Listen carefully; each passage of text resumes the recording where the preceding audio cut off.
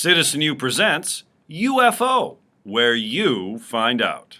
We're the two teachers, and today you're going to find out about campaign financing in presidential elections. And we talk about money as the mother's milk of politics. Certainly, we read a lot about the importance of front-loading in the Iowa caucus.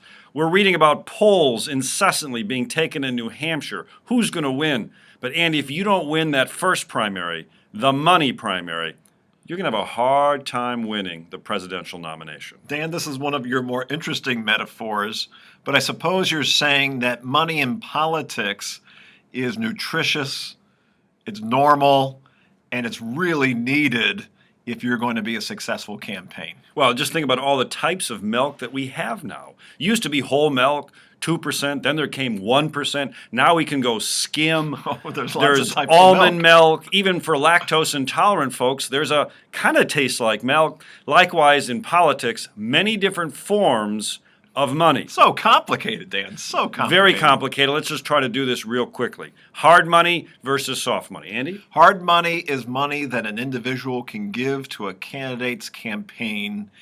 It's limited. Federal law currently limits that to $2,000 plus inflation.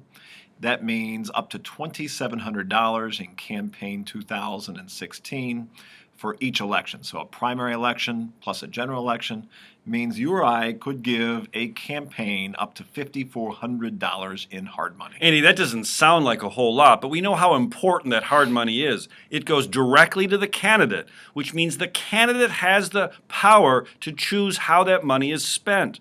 But Andy, it doesn't sound like a lot, but all we hear about is the big money fat cats dominating our political process. Well, remember, that's money that the campaign can spend on staffers, advertisements, transportation, really all the flexible needs that a campaign needs. When you're talking about the other types of money, particularly soft money, you can get much bigger amounts of soft money, but there's limits on what that money can be paid for. And Andy, here's the key.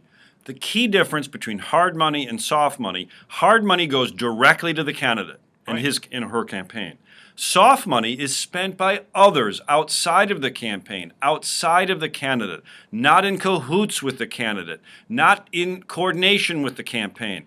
These are independent expenditures, and the Supreme Court has said the First Amendment protects this kind of money. We're talking super PACs, we're talking 527 groups, and this is where the fat cats say, hey, I'm going to spend $100 million on this candidate's campaign on my own. I'm going to raise ads, I'm going to buy hats, I'm going to distribute literature.